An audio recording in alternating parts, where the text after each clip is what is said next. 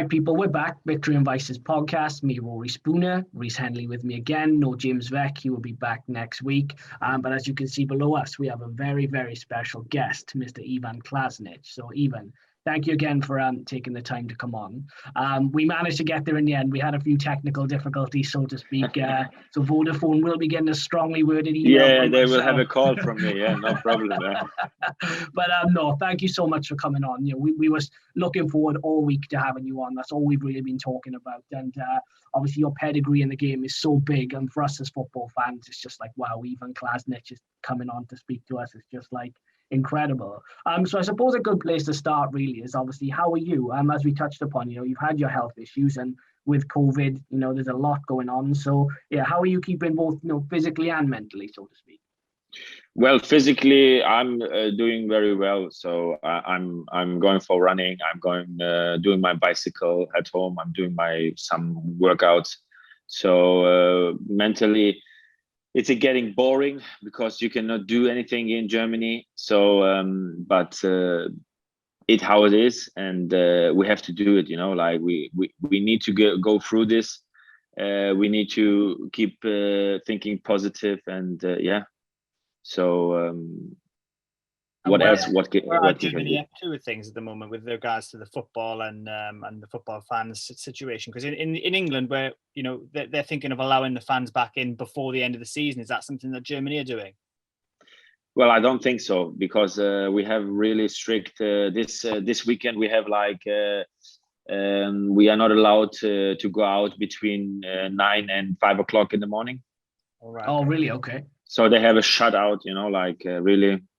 So if you go into the doctors or anything else, something like that, yeah, you are allowed. But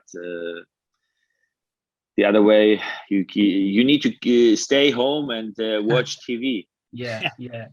So a lazy man's dream, I believe. That's what they call it, even. For the lazy guys, they love it. You know, they don't have to go anywhere. They can stay in. But for the guys that are sort of naturally active, I suppose a bit like me and you, even, you know, we're naturally active guys, natural athletes like us. It's quite difficult, isn't it? So, well, you know, I was, you know, in the days when I played, this was when I was athletic. You know, now it's keep going, down, you know, like. But still, you need to keep fit and yeah, to stay healthy, you know. Yeah, no, very true. Just to go over, obviously, the sort of the issues you suffered with your kidneys. As I said to you before, I was reading about it now, and it's just, you know, I think you're a warrior, right? For you just to keep battling through. And we won't necessarily touch upon all the details because, like you said previously, there was a lawsuit and there's various other things that went on, and you know, we're not necessarily trying to get anybody in any trouble in that respect. I know there's certain aspects of it that need to remain confidential. But in terms of a timeline, I was quite interested. I think I read this correctly, and correct me if I'm wrong. You had, was it 2 kidney transplants before you joined Bolton? Is that correct? Yes. Wow, so you had 2 kidney transplants and then joined a Premier League club, and you still made it look easy work and still scored goals and still played at the top level. I always say if Owen Cole would play me more, Bolton would never go down, you know. Yeah, no, that's a very true shout. That's very true. But yeah, the whole kidney transplant thing. Is that? Did you have issues with your kidneys from a young age? Then is that something that you established? No. I had, if I could remember, 2001 when I came to Bremen. There was some when I did my testing, you know, before signing and everything, so all was good. They said, but my result was not good. So, but they didn't see my result good. So yeah, after this, that's why I did my suitcase 2007 started, and yeah, I at the end I won it. And yeah, I was how you say in English, toxic. I get a toxic they gave me too much tablets. Right. Got you. Right. Yes. Yeah. And I was not allowed to take this. Right. Got you. Right. Right. And the doctors was always saying, yeah, you're okay, you can do this. And yeah. Yeah. So effectively then they sort of failed you in their sort of duty of care. So the duty of care they had towards even Klasnic, they kind of... And this was the doctor of the club. Right. The doctor of Werder Bremen. Sorry, is that correct? Yes. Right. Because it's interesting. Me and Reese were discussing this earlier on about footballers and the way the football clubs push them. I think the example me and Reese were looking at was Craig Bellamy and Roberto Mancini. I think Roberto Mancini was desperate to push Craig Bellamy a certain way in training, and he wanted him to train the way Mancini wanted him. And Craig Bellamy said, well, hang on, my body can't withstand that. You should be having a care of service to me. Do you think sometimes football clubs neglect players a little bit like that? You need to see 1 point from the clubs and 1 point from the person. And every person or every player needs to be careful about his life and his body.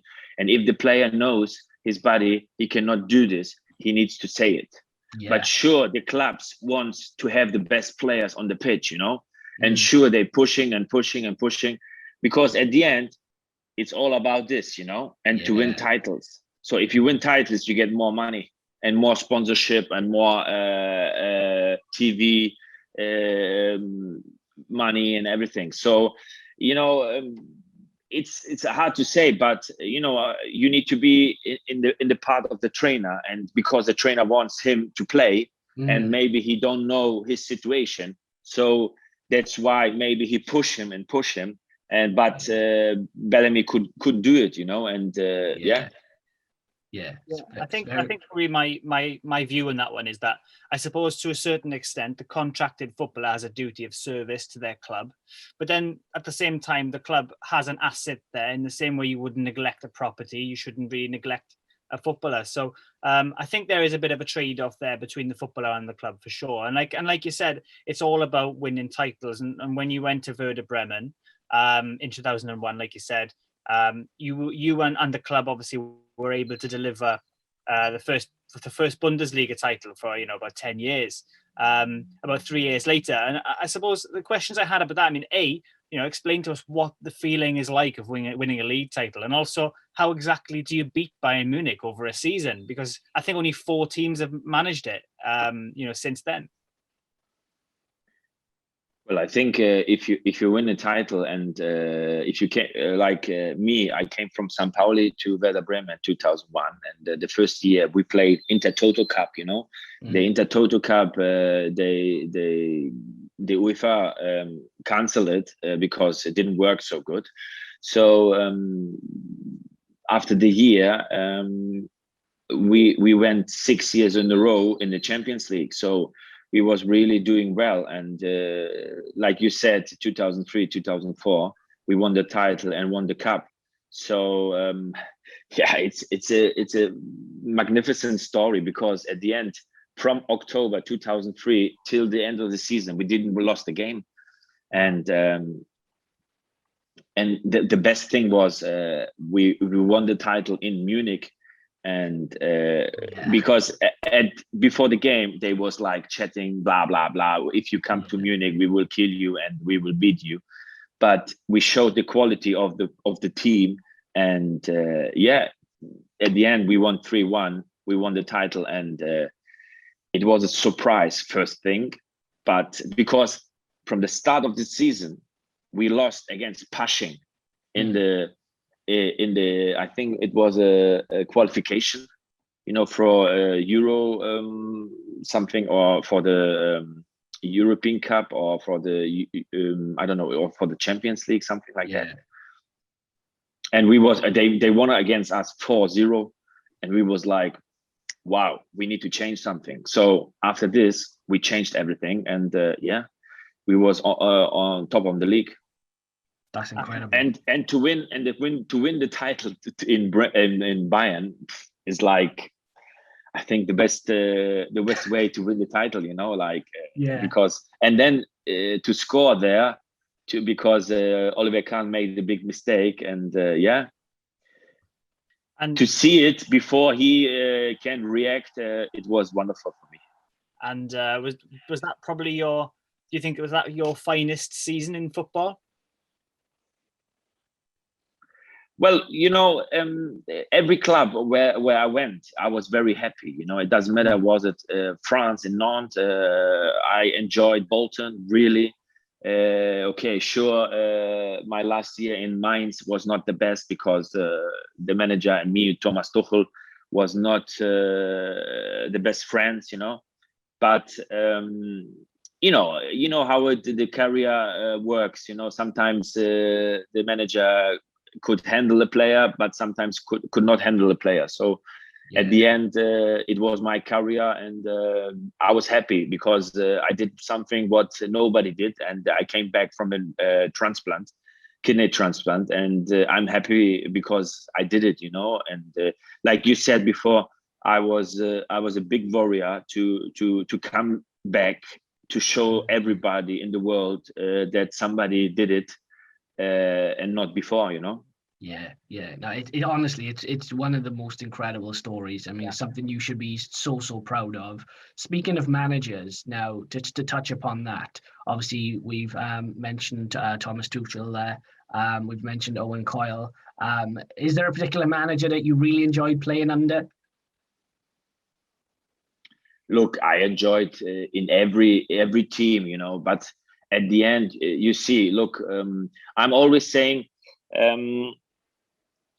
because I'm a positive guy, and I'm really, I'm not angry about these managers, because sometimes they have their opinion, and if they put me on the bank, they put me on the bench, But I always was like positive in the training. I always was positive in the media. But sometimes you need to change something. It didn't work, if something didn't work. So, but if you don't do it, you do mistakes, But at the end, I cannot change it. Yeah. No, I'm with you. The situation regarding your move to Bolton. Now, we had Nicky Hunt on the other day, and Nicky was talking about obviously the glory days of Bolton, where they sort of played in Europe, and they had Big Sam, managing them, and they really shook up the Premier League. When you joined Bolton, I was curious to know, how much did you know about Bolton at that point? Were they a club that sort of, or were they the only club in England that were interested in you, or were there other clubs? It was funny because I came back from the year in Nantes, and we dropped down in sorry, we dropped down in the second league, but I stayed there, but the president said to me, no, you cannot stay here, because you're earning too much money, and you need to go on, And I said, listen, I cannot change it, but I have to stay here because there's nothing which club want me. And the last day was something like, changing everything. And I played 6 games in the second league of France. And it did really well, and I scored, I think, in 5 games 4 goals, and and then came the call from Bolton, and it was for me like a dream, like to play in the Premier League against the best players in the world, and I went there. It was not easy, because it was the last day, but I handled it. And was that Gary Megson that gave you the call, or was it Owen Coyle? No, it was Gary Megson. Gary Megson, yeah. And it was really funny when I came there, because Gary Megson said, this and this and this and this, and I said to Gary Megson, listen, I'm here to score goals. I'm not here for running.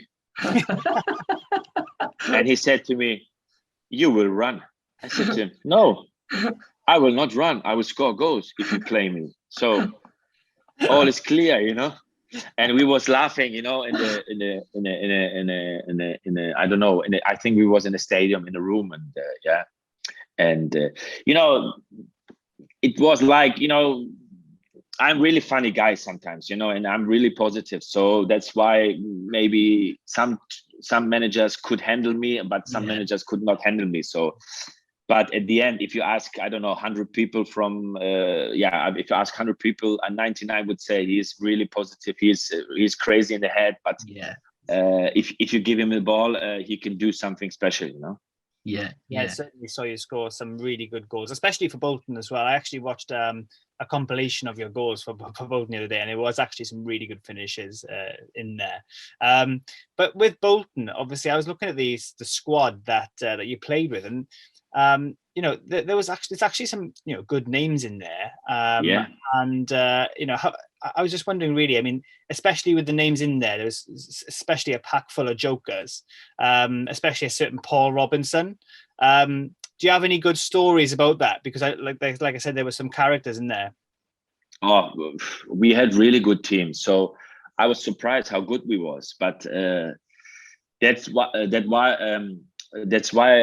I was really angry, because we went to the championship, and I couldn't believe that we dropped down, because we did really good season, and after one game it changed everything, and but Paul Robinson, and Stuart Holden, or it doesn't matter who was it, we did so many jokes, and I don't know, one example, there was something, I don't know what happened between Stuart Holden and I think it was Robinson. And there was making jokes between each other. And one day, what is his name? He played for Burnley before. I don't know who was it. He was also a striker. I think Owen Cole brings him to Bolton. Matthew Taylor? No. He was Matthew is not a striker. Blake. Yeah. And there was like, because everybody had his own locker, like his own case, and I don't know, somebody put a glass and he put really some poo in it, and put it in the and the next day when he came in, he opened it, and it was stinking like crazy, like something like that. So but something like that, like we were joking each other, and really funny. Just lads being lads, some would say, even, that's how it is. Or kids always stay kids, that's very true. I mean, we spoke with Norberto Solano the other day about the Premier League, because he came on and he talked about the cultural differences. How did you first find the Premier League? Because Norberto Solano just described it as long ball football. He'd never really seen anything like it. What was your first impression of the Premier League? When I came to Bolton, it was long ball football. Kevin Davis was there, keep the ball, and so it was not easy. It's not an easy league. I think people underestimate this sometimes with foreign players that come to the Premier League. It does take a while to adjust. With the Premier League, I mean, was there a particular sort of team you enjoyed playing against, where you always sort of did well?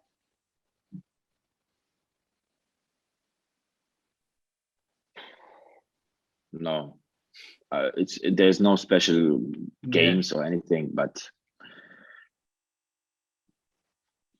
I don't know really. So to say which game was really good, and I suppose it would be probably the physical demands of playing against Bolton at the time. I mean, there was probably some sides that probably at the time were starting to play more attractive passing football, and perhaps a physical game would have worked more effectively against them. Yes, when Owen Cole came, we played more passing game, or we played more football. And like you said, it's a real surprise that you went down in 2011, because I was looking at that team and you got UCS Skalainen, who's fabulous goalkeeper, Gary Cahill, Kevin Davis, Chunshai was in there as well. I mean, he was a bit of a cult. Yeah. We had Petrov on the left side. We have Chung Yong Lee. I don't know who was quicker of these two guys. And we had Matthew Taylor. He had a really good free kick, good left foot. Stuart Hall, Fabrice Mwamba, he could run more than Kante, I think. You had Kevin Davis, the man of the man, in Bolton. So the captain, and we had Almanda. We had really good players. We had left back, right back. There was also Quick.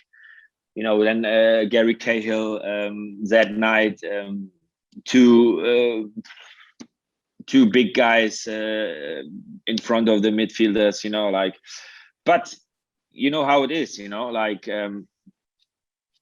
it is how football is, sometimes you need to win games, but you didn't win games, Yeah, no, very true. Going off a sort of club football moment, I wanted to talk to you about playing for Croatia, because I imagine that was probably the pinnacle of your career in that respect. Croatia as a nation, they fascinate me because they don't have the resources that other sort of countries have, but they continually produce. Is he still there?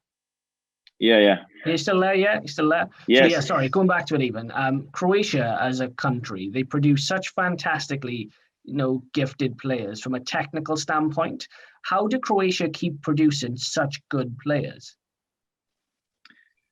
Look, what's funny? This everybody asks me this, because we have a small country. We are 4.5 million people who lives in Croatia, and 4.5 who lives outside Croatia. So the really good thing in Croatia is that everybody loves sports.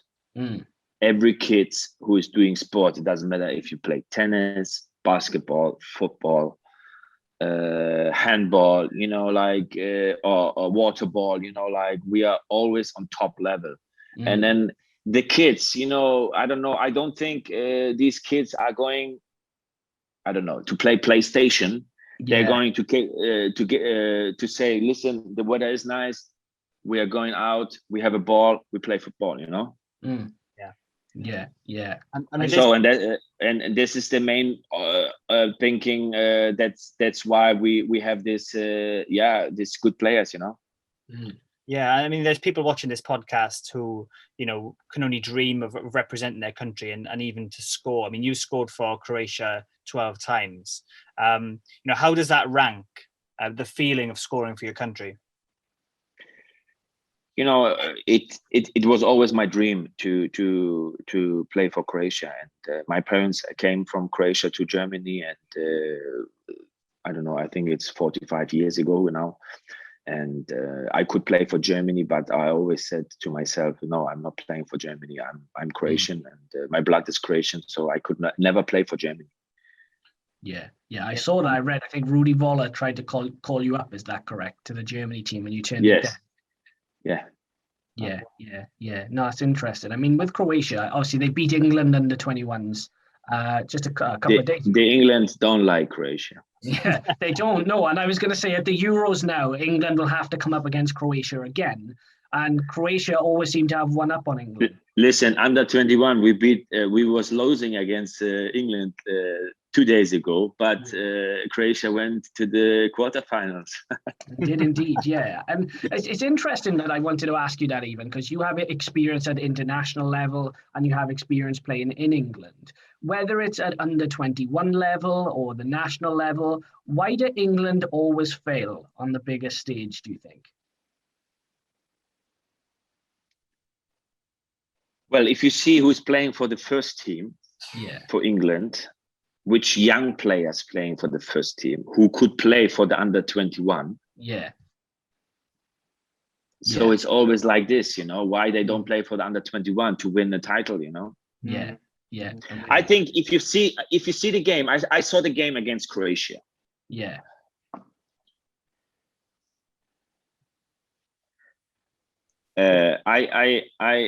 and England didn't play well, but they scored 2 goals. Yeah. And they have really good, talented players.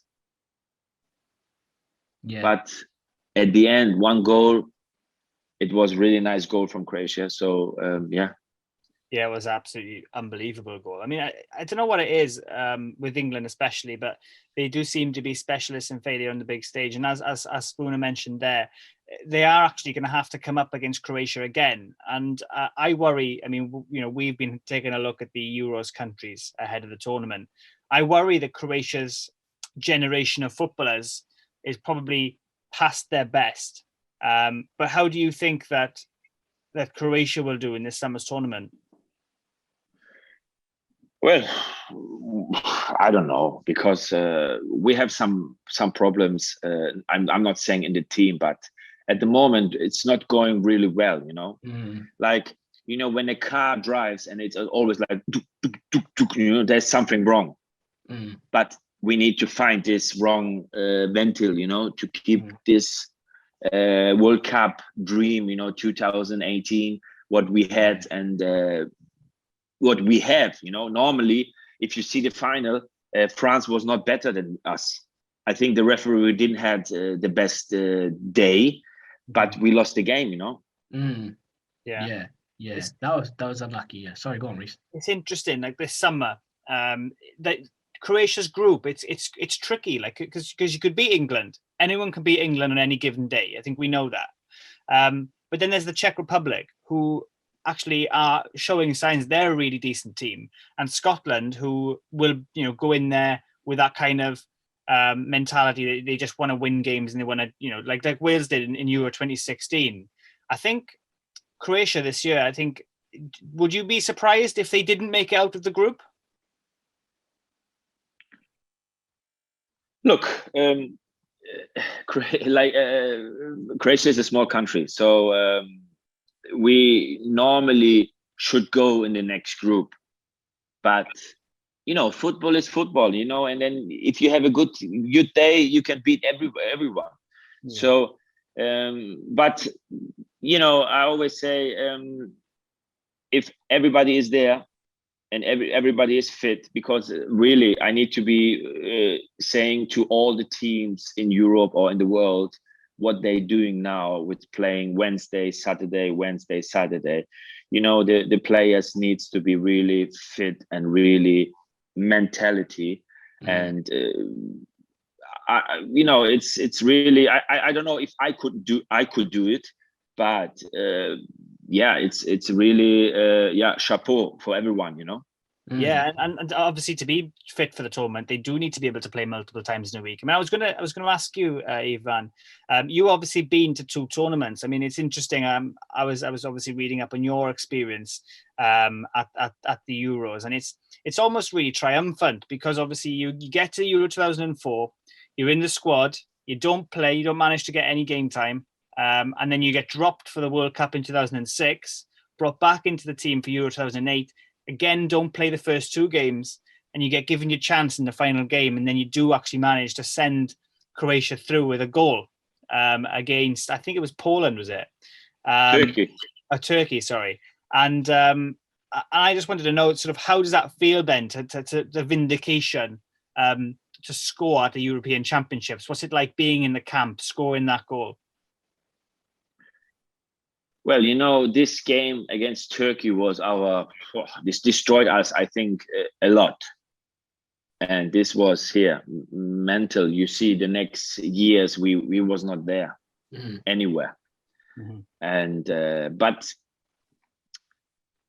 I think 2018 came everything back. The luck come back. We won penalties. We won games where we shouldn't win. And we nearly did it, like maybe in 20 years we doing the World Cup, but because 98 we did the third, 2018 we did the second, and who knows, 2038 maybe we're doing. Yeah. Modric's son's running the midfield by then. Well, Modric is running the midfield. I think he's then 65, or I don't know. Yeah, well, speaking of those 20-year cycles, because like I said, Croatia produce such fantastically gifted football players, and yourself, I'd include that in that sort of equation as well. Is there a particular player you look at, and feel free to mention yourself as well if you want to big yourself up? Is there No, I would never mention myself, because what I did for myself, Yeah, like you said, I'm a warrior, I'm a positive person. I'm really, if I want something, I'm doing it. yeah. So, yeah. but what I can say is, if the managers, it doesn't matter which one, would play me more, I would score more goals. Yeah. Because I'm a goal scorer, and I know how the games works. I'm not the person who is running there. Like, I'm not. This is not my game. Yeah, I'm with you. So give me the ball, I play with you, double pass, or I dribble two players, give the pass, and we score the goal. This is my game. And but what we said before, I had 41 games, 12 goals only.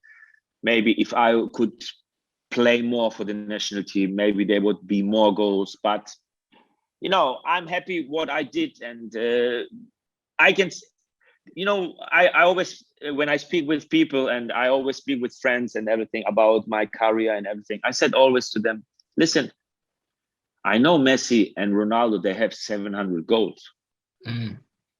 But what I did, I came from the kidney transplant. Yeah. This is the only one.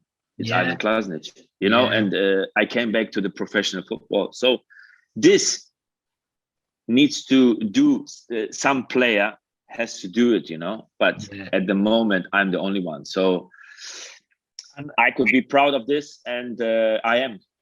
And were there any strikers that you played with, obviously, over your time? That you said that you were able to dribble, you were able to play 1-2s, and ultimately you were getting into the areas to score the goals as long as you were playing.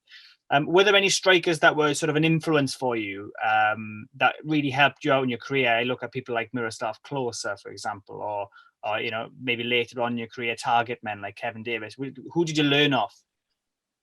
No, I think, every year you learn from the players who you play with. Somebody is running more, somebody is not running more, somebody is quicker than you. You need always to handle this player in your game. Yeah. Well, going back to what I was saying. It in. Yeah. Sorry, even go on. No, go on. Oh, sorry. I was going to say, going back to what I was saying, obviously with Luka Modric, obviously winning the Ballon d'Or. Would you consider him to be the greatest Croatian footballer of all time, or is maybe Davor Suker in that conversation instead? Well, he is sure one of the two who will be the most best player in the whole world for Croatia. But Boban, Davor Suker, these players needs to be vote, or if you vote, it needs to be in this in the conversation, in this part. Yeah, I'm with you. Yeah, no, I wanted to ask because I felt like Davor Suker. Some people, it's a generation of people, even they seem to think football started in 2006, and they kind of forget what happened beforehand. So everybody, this is why, because everybody knows these players now. And if you say Luka Modric, he has 135 caps. It's. I think I don't know if somebody would, will come there one day. It's incredible, and he's still playing. Yeah. What a player, by the way, incredible. Reece, I believe we had some Instagram questions as well. Is that correct? Yeah, we've got a few, but just before we got to go into it, whilst we're on the topic of the national team, I was interested because you played for Slaven Bilic, for Slaven Bilic in Croatia, and then obviously made the move to Bolton. And I was wondering, did Slaven Bilic's approach, because obviously he was quite a physical player and played quite a physical game in terms of his style of play. Did that set you up to play in the Premier League well for a side like Bolton that was so physical? No. Slaven. I had a good relationship with Slaven, and when I came to the national team 2004, and he was the second manager. when Otto Baric, he was the first one. And Slaven took me in his hands and say, listen, you're the first striker at the moment, and you will play, and I give you all the chances, and go on. Fair enough. Well, like I said, we've got some questions from our Instagram followers. So I'll just read off a couple for you, Ivan. So the first one I've got here is from H. Kennedy on Instagram, and perhaps maybe not phrased like this, but who was the worst centre-back partnership you come up against in the Premier League? So I guess what they're asking is, who did you relish playing against? Who did you enjoy playing against? Who did you know someone you could beat?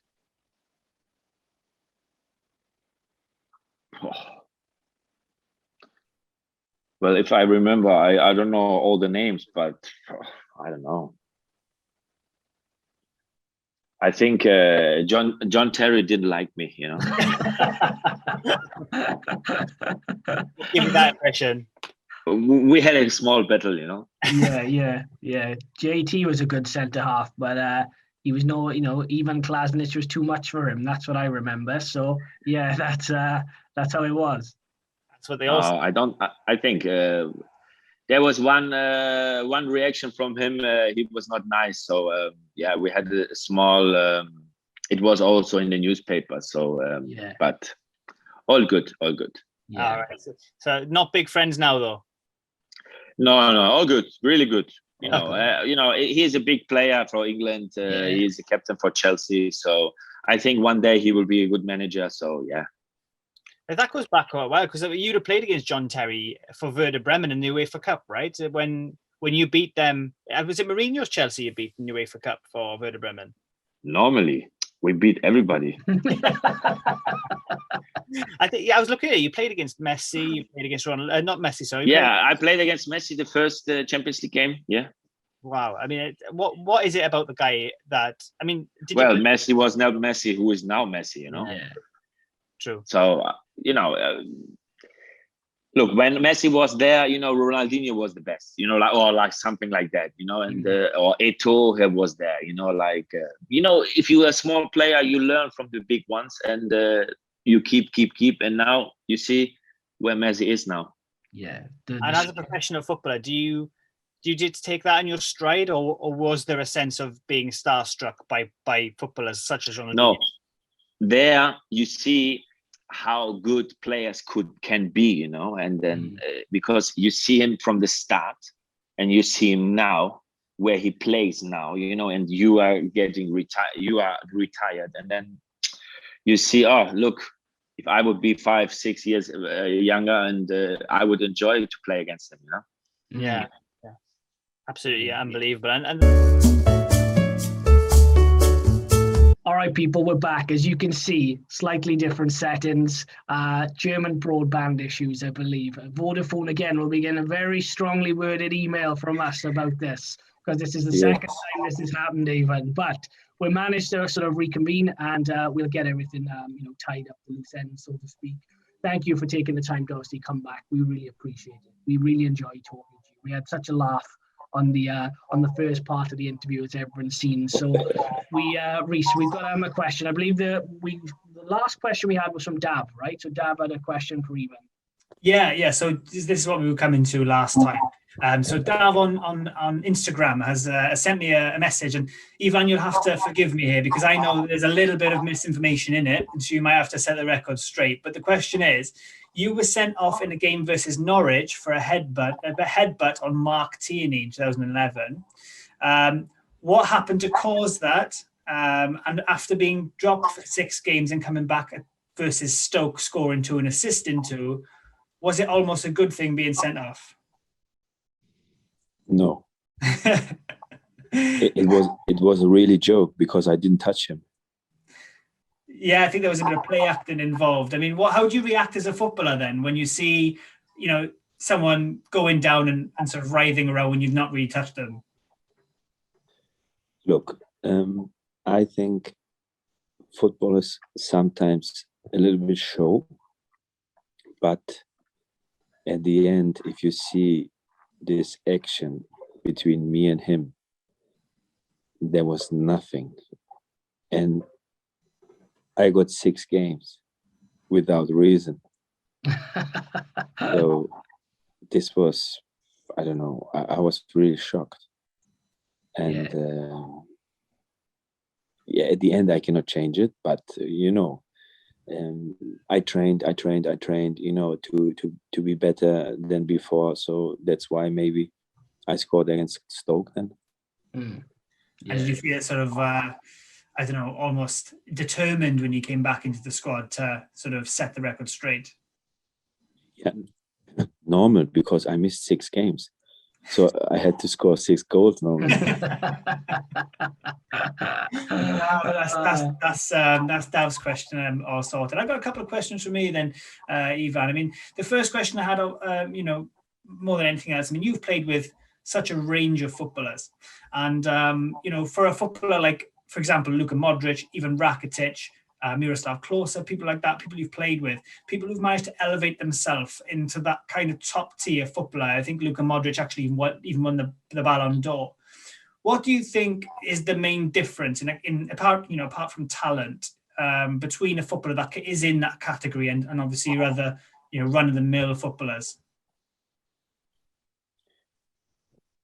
Well, what is the difference? Because, okay, I never won this Ballon d'Or, so this is the first difference. And the second thing is, look, we all was young and talented, and you learn from the older ones, and you learn from the players who's playing at the moment when you came there in the squad. So this is, I think, very important, to be a good player and to learn from these good players. You cannot be like, I don't know, sure, you have a talent and everything. So I think Messi would not be Messi now where he was when he played, when he started to play in Barcelona with 18 or 19. Yeah, absolutely. You need top people around you to learn off, for sure. I suppose the final question for me then, I guess, is what does the future hold for you, Ivan Klasnic? I see a lot of people going into punditry. I know you've done a bit of that, but then I see Croatia hiring old players as their national team managers. Is that something you could see yourself doing? Well, if the national is calling me, I'm always proud to be a part of this manager stuff or like this. But I'm working as an agent, and hope to find the right Luka Modric, or maybe any John Terry's, and because at the end, these players was figured in my career.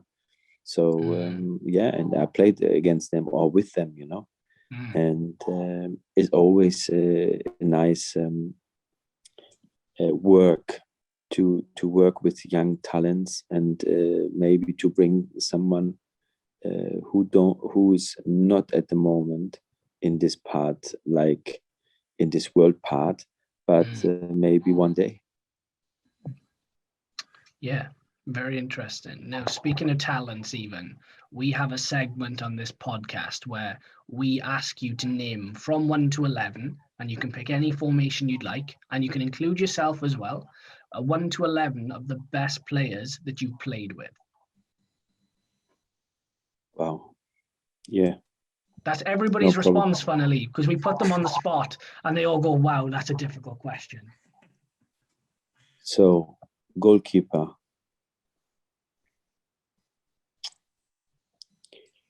Number 1, who was the best goalkeeper I played with?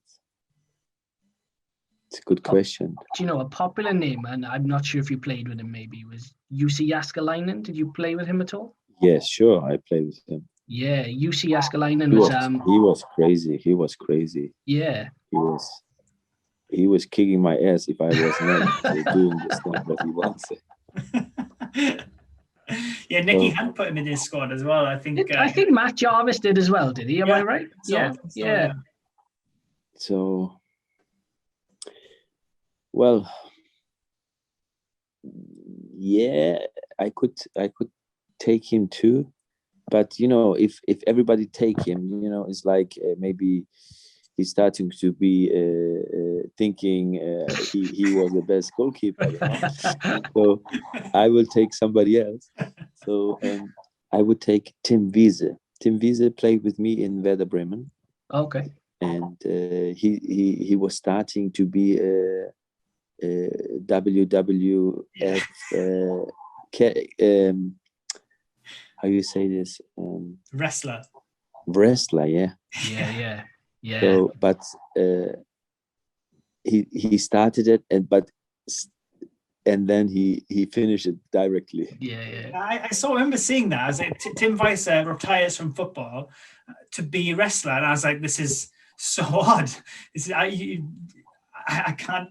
I have seen the guy. I mean, he's a big guy, and he does look. He has the rest of the look, but I was surprised when I saw it. Interesting choice. So that'll be number 1. So who are we having in the back 4 then, even? So on the right side, with Dario Sirna. Oh, okay. Good choice. Yeah. So center back, Gary Cahill. Yeah, good choice. I would take also Igor Tudor. Okay. On the left side, who?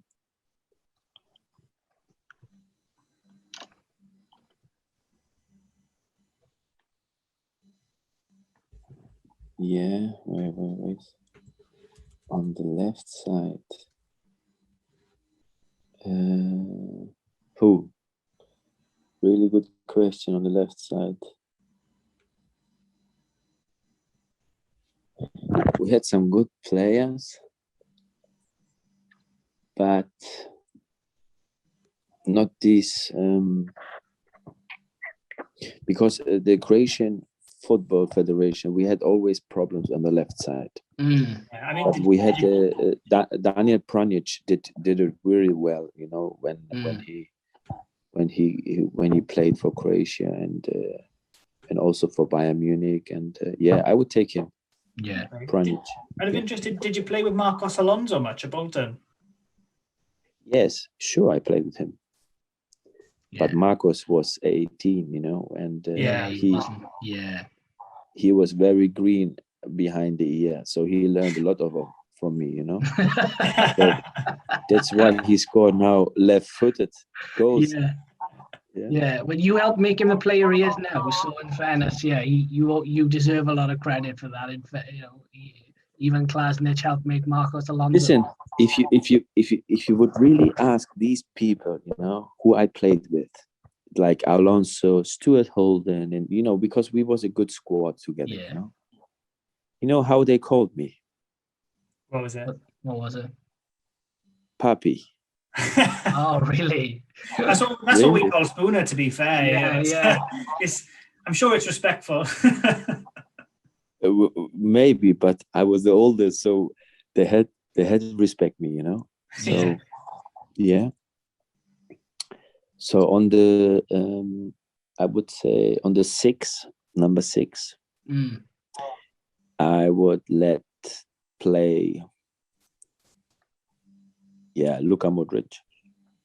Yeah, I'll take Luka Modric in there. Almost and then I would take on the right side. I would take my friend Ivan Rakitic. Okay. Oh, players. Then I would take behind the striker. I would take Johan Miku. Oh, okay.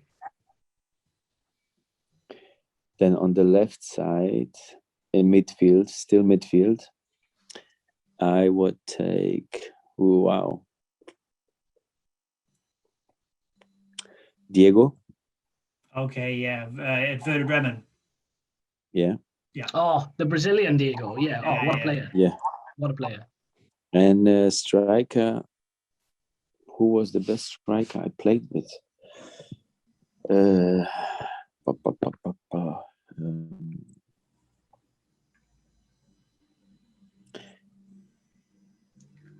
Well,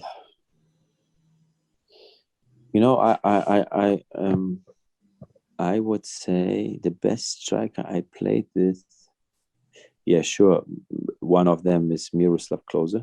Oh yeah, Absolutely. that's a good shout. Record goal scorer at the World Cup as well. And yeah, record goal scorer. And I would not take me, because I'm not the person who would take me, but another striker where I was really a good friend, and because in Croatia we played always different, and I would say because I had the best partnership with him in Werder Bremen, I would say Ailton. Okay, yeah. Because I was knowing him from the start. I know when he would run. I know where he was, and that's why we won the German champion and the German cup. Yeah, I think that season. So this is my starting 11. Brilliant. We can put you on the bench. We can put you on the bench, Ivan. It's fine. Yeah, no problem. Last 5 minutes, it's okay. Yeah. Ailton was on fire the season you won the Bundesliga, wasn't he? I think he got like 29 goals or something that season. It was ridiculous. Say it again. I think Ailton got about 29 goals the season you won the league, didn't he? So it's probably unsurprising he's in the team. He had 28 goals. Okay. And I was, I think, 14 or 15. Yeah. But I had 18 assists. It's all about the assists and goal involvements. That's all it's about. Fair play. That's a good side. That might be one of our strongest sides, I think, that we've ever had. So, no, that's very impressive. Very, very impressive. Did we have anything else, Reese, we wanted to go over before All we good from me. All good from you? Well, Ivan, thank you again for taking the time to come back. No Broadband problem. issues aside, I can honestly say I've absolutely had the most fun speaking to you. It's been absolutely brilliant. So thank you again.